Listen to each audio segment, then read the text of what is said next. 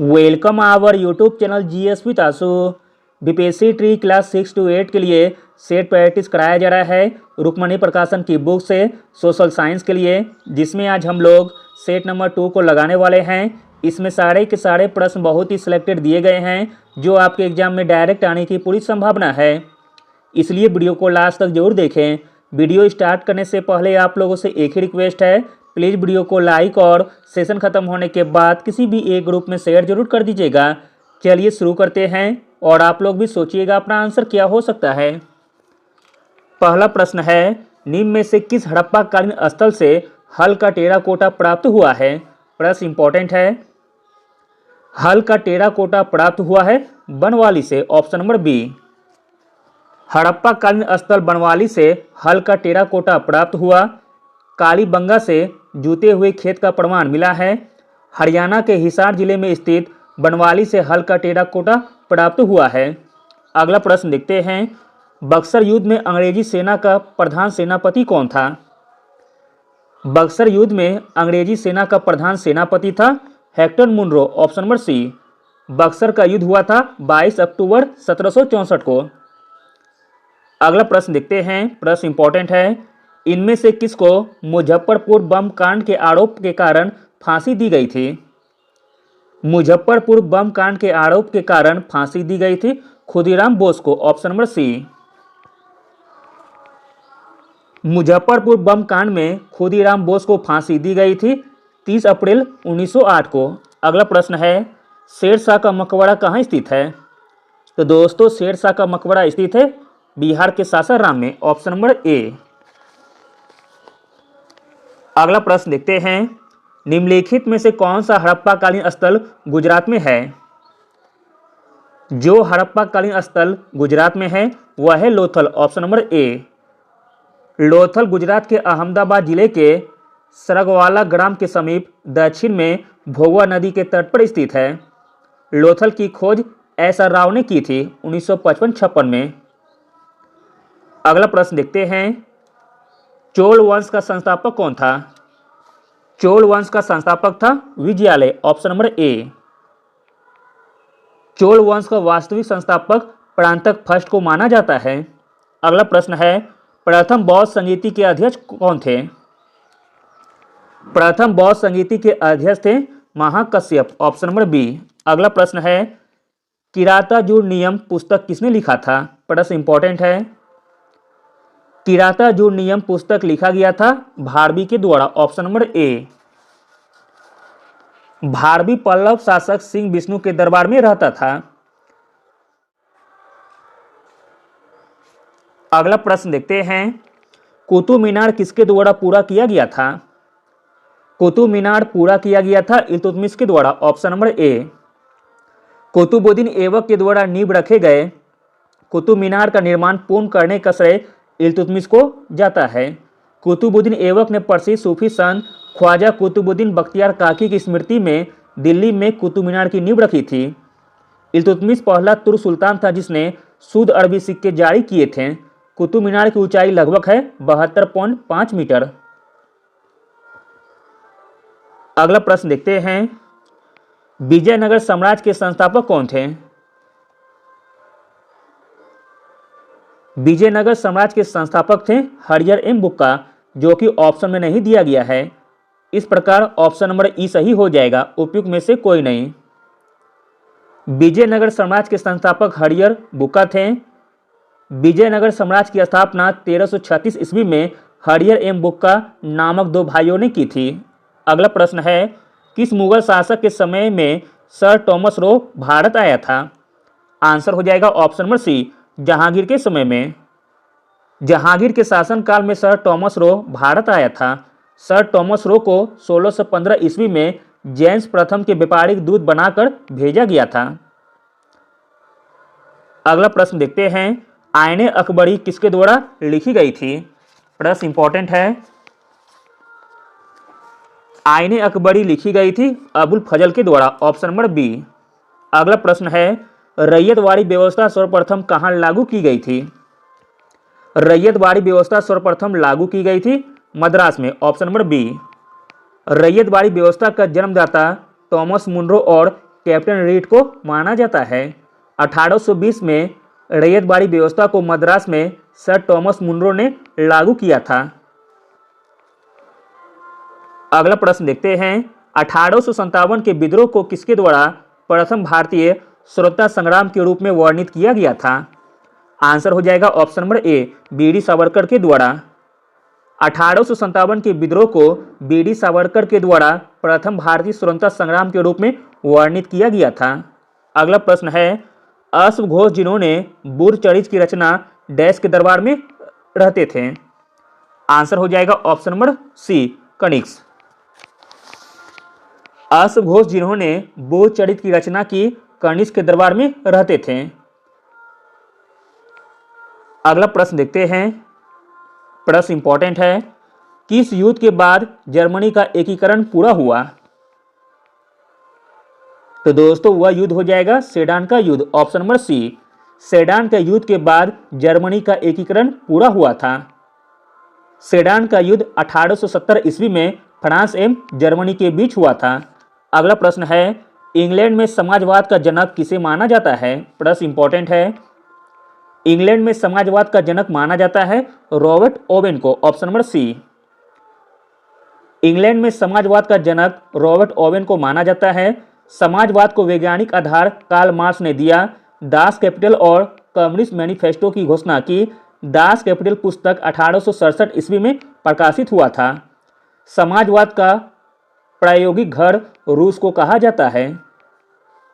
अगला प्रश्न देखते हैं, एक प्रसिद्ध तमिल महाकाव्य शिल्पादिकरम की रचना एलंगो नामक एक कवि ने लगभग डैश वर्ष पहले की थी?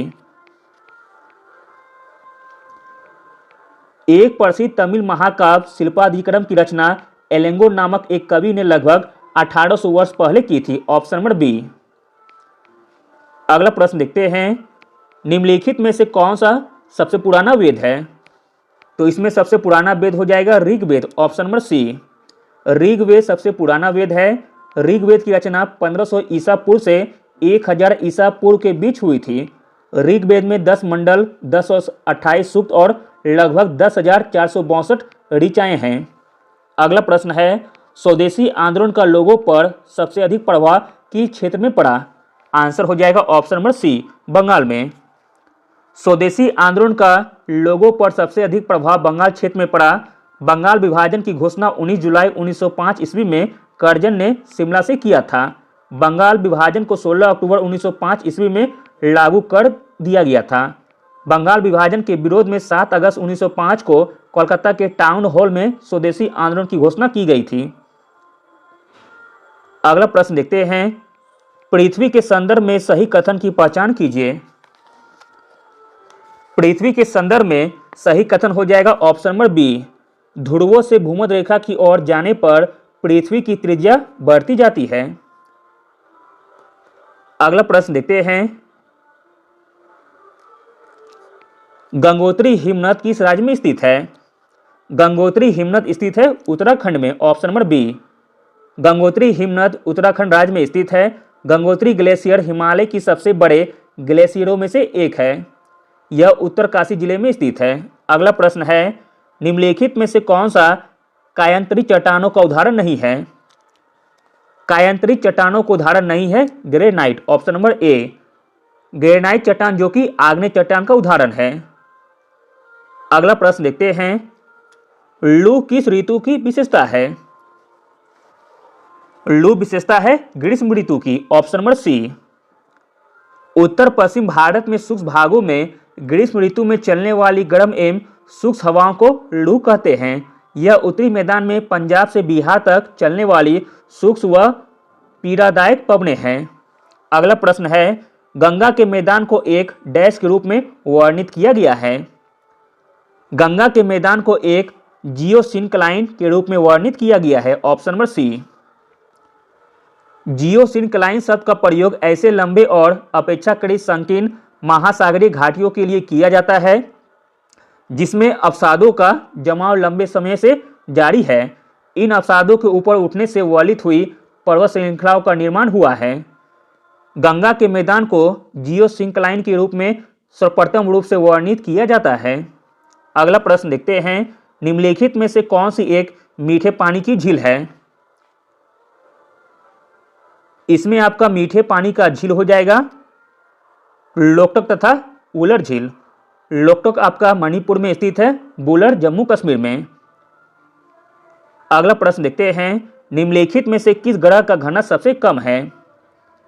जिस ग्रह का घनत्व सबसे कम है वह ग्रह हो जाएगा Shani, option number C. Shani ग्रह का घनत्व सबसे कम है।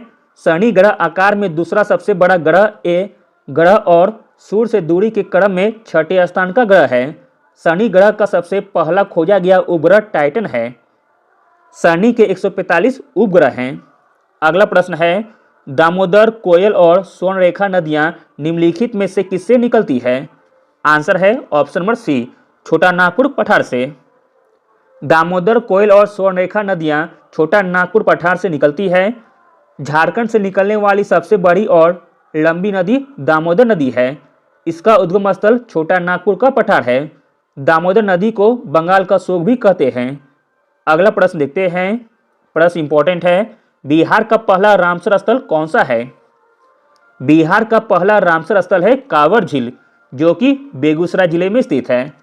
अगला प्रश्न है, मानचित्र या चार्ट पर मौजूद एक काल्पनिक रेखा या एक रेखा जो समुद्री जल जैसे जल सतह के नीचे समान गहराई वाले सभी बिंदुओं को जोड़ती है, उसे डैश कहा जाता है?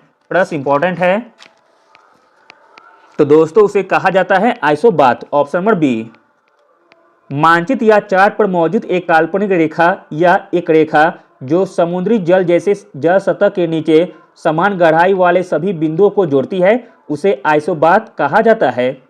आइसोहेलाइन मानचित्र पर आरेखित वह रेखा जो समान धूप की अवधि वाले रेखा को मिलाता है। कंटूर रेखा समुद्र तल के बराबर ऊंचाई वाले स्थानों को मिलाने वाली रेखा को कहते हैं। अगला प्रश्न देखते हैं, निम्नांकित में से कौन सी भौतिक भूगोल की एक शाखा नहीं है? भौतिक भूगोल की एक शाखा नहीं है कृषि भूगोल, ऑप्शन नंबर सी। कृषि भूगोल भौतिक भूगोल की एक शाखा नहीं है। भौतिक भूगोल की शाखाएं हैं भू आकृति विज्ञान, जलवायु विज्ञान, समुद्री विज्ञान, जैव भूगोल, पर्यावरण भूगोल तथा मृदा भूगोल। अगला प्रश्न देखते हैं, भारत में कोयले के भंडार और उत्पादन के संबंध में सबसे अमीर राज्य कौन सा है? आंसर है ऑप्शन नंबर ए, झारखंड। अगला प्रश्न देखते हैं, भारत का उष्णकटिबंधीय वन शोध संस्थान डैश में स्थित है? भारत का उष्णकटिबंधीय वन शोध संस्थान स्थित है जबलपुर में, जो कि ऑप्शन में नहीं दिया गया है। जबलपुर जो कि मध्य प्रदेश में स्थित है। इस प्रकार ऑप्शन नंबर ई सही हो जाएगा, उपयुक्त में से कोई नहीं। भारतीय वन अनुसंधान संस्थान का मुख्यालय देहरादून में है। केंद्रीय यूनानी चिकित्सा अनुसंधान संस्थान हैदराबाद में स्थित है। गन्ना प्रजनन अनुसंधान संस्थान कोयम्बटूर तमिलनाडु में है। कोयम्बटूर को दक्षिण भारत का मैनचेस्टर भी कहते हैं। अगला प्रश्न देखते हैं, बिहार के निम्नलिखित जिला में से कौन सा बिहार के नक्शे पर सर्वाधिक पूर्व में है? जो जिला बिहार के नक्शे पर सर्वाधिक पूर्व में है वह जिला हो जाएगा किशनगंज, ऑप्शन नंबर ए। जबकि कैमूर बिहार का सर्वाधिक पश्चिमी जिला है। पश्चिम चंपारण बिहार का सर्वाधिक उत्तरी जिला है। गया बिहार का सर्वाधिक दक्षिणी जिला है। बिहार में 38 जिले हैं। नवीनतम 38वां जिला है अरवल। अगला प्रश्न है, निम्नलिखित में से जम्मू एवं कश्मीर के खारे पानी की झील कौन सी है? प्रश्न इंपॉर्टेंट है, तो दोस्तों इसका राइट आंसर हो जाएगा ऑप्शन नंबर ई, उपयुक्त में से कोई नहीं। जम्मू कश्मीर की खारे पानी की झील हो जाएगी सोमुरीरी झील, जो कि जम्मू कश्मीर में स्थित है। अगला प्रश्न देखते हैं, प्रश्न इंपॉर्टेंट है, दक्षिण भारत की सबसे ऊंची चोटी कौन सी है? दक्षिण भारत की सबसे ऊंची चोटी है Anamudi, option number B. Anamudi Annamalai पर्वत श्रृंखला की चोटी है, जिसकी ऊंचाई है 2695 मीटर। अगला प्रश्न है, हिंद महासागर में अमेरिकी नौसेना अड्डा स्थित है? हिंद महासागर में अमेरिकी नौसेना अड्डा स्थित है डियागो गार्सिया में, ऑप्शन नंबर सी। अगला प्रश्न है, महाराष्ट्र में पश्चिमी घाट किस नाम से जाना जाता है? आसान सा प्रश्न है। महाराष्ट्र में पश्चिमी घाट जाना जाता है सह्याद्री के नाम से, ऑप्शन नंबर बी। महाराष्ट्र में पश्चिमी घाट सह्याद्री के नाम से जाना जाता है। पश्चिमी घाट का विस्तार लगभग 1600 किलोमीटर है।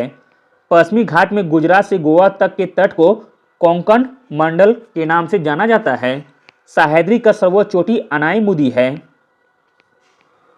अगला प्रश्न देखते हैं, दक्षिण अमेरिका की सबसे लंबी नदी कौन सी है? दक्षिण अमेरिका की सबसे लंबी नदी हो जाएगी अमेजन, ऑप्शन नंबर बी। विश्व की सबसे लंबी नदी हो जाएगी नील नदी। भारत की सबसे लंबी नदी हो जाएगी गंगा नदी। अगला प्रश्न है, विश्व प्रसिद्ध लार्नोज घास स्थल निम्नलिखित महाद्वीपों में से किसमें स्थित है? विश्व प्रसिद्ध लार्नोज घास स्थल स्थित है दक्षिणी अमेरिका महाद्वीप में। जबकि सवाना और कंपोज भी उष्णकटिबंधीय घास का मैदान है। सवाना घास का मैदान अफ्रीका में स्थित है। कंपोज घास का मैदान ब्राजील में स्थित है। डाउन शीतोष्ण कटिबंधीय घास भूमि ऑस्ट्रेलिया में स्थित है। अगला प्रश्न देखते हैं, राज्य की कार्यपालिका की शक्ति डैश के पास होती है? राज्य की कार्यपालिका की शक्ति होती है राज्यपाल के पास, ऑप्शन नंबर बी।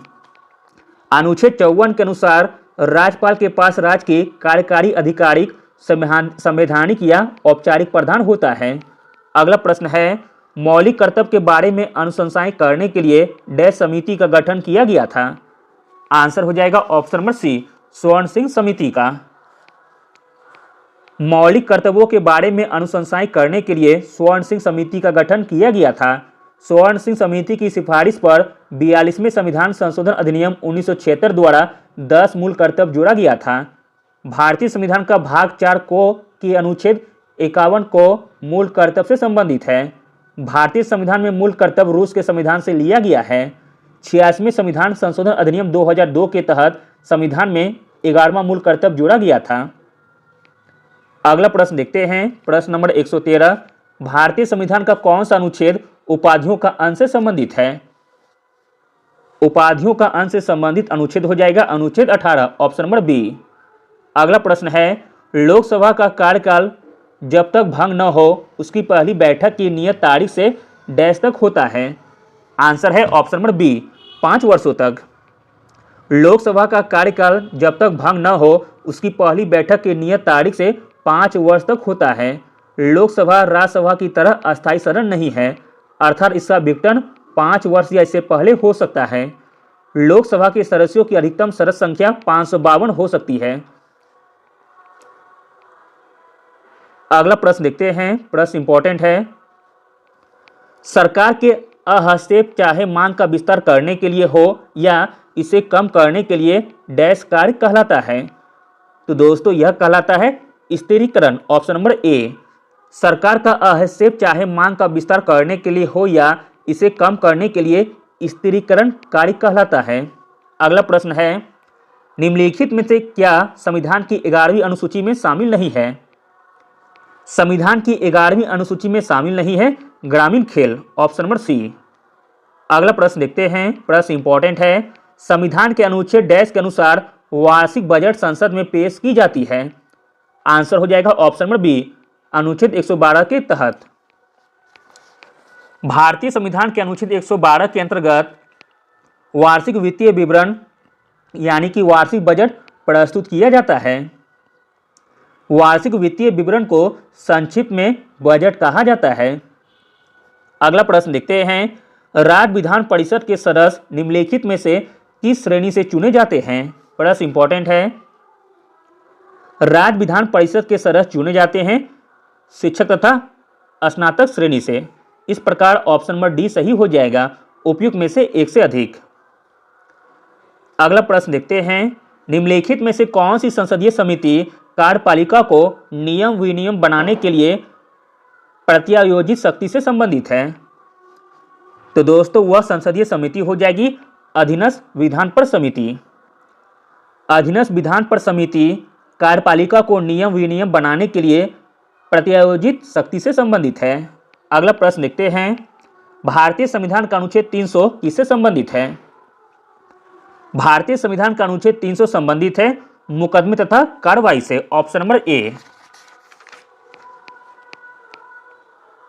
अगला प्रश्न देखते हैं, भारत में न्यायिक प्रणाली किस पर आधारित है? प्रश्न इंपॉर्टेंट है, भारत में न्यायिक प्रणाली आधारित है संविधान पर। नियमित कानून की उचित प्रक्रिया पर, कानून द्वारा स्थापित प्रक्रिया पर। इस प्रकार ऑप्शन नंबर डी सही हो जाएगा, उपयुक्त में से एक से अधिक।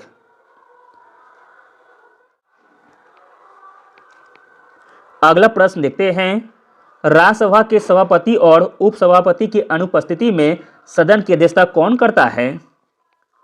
राज्यसभा के सभापति और उपसभापति की अनुपस्थिति में सदन की अध्यक्षता करता है उपाध्यक्ष को पैनल का कोई एक सदस्य, ऑप्शन नंबर सी।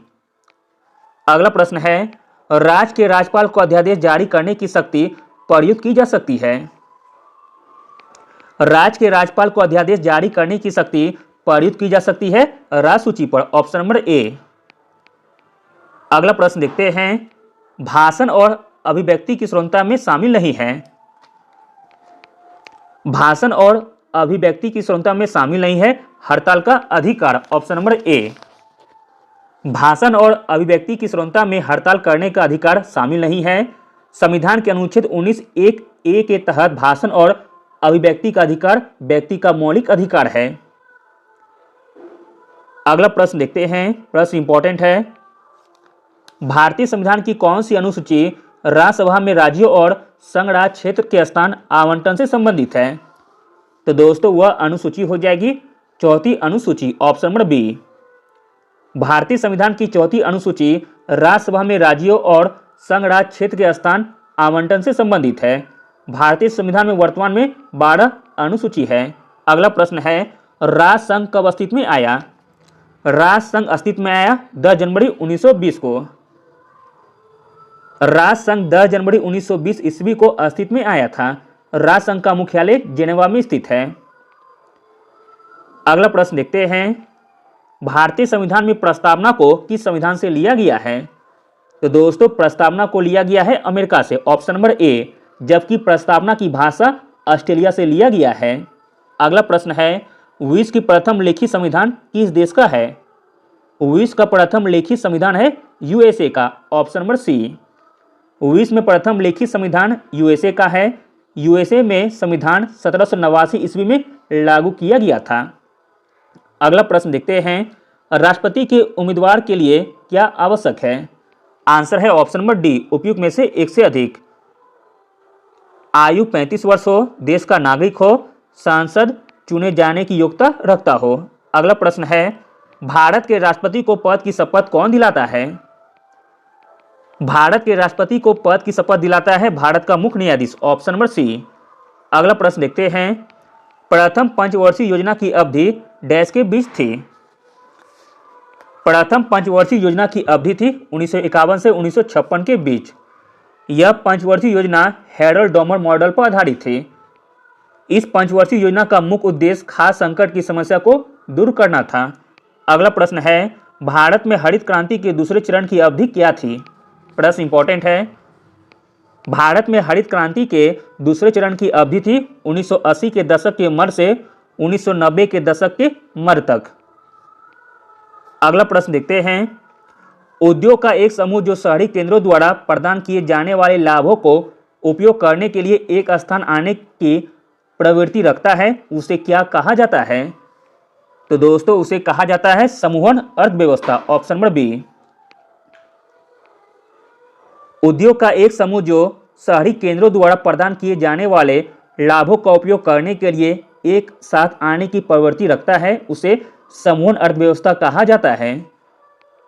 अगला प्रश्न देखते हैं, कौन सी योजना भारत सरकार के द्वारा बेरोजगार शिक्षित युवाओं के लिए स्वरोजगार के अवसर के निर्माण हेतु शुरू की गई थी?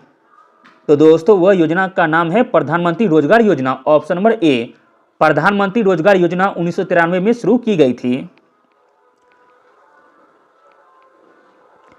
अगला प्रश्न है, वे सभी बैंक जो भारतीय रिजर्व बैंक अधिनियम 1934 की डैश अनुसूची में शामिल है, अनुसूचित बैंक है?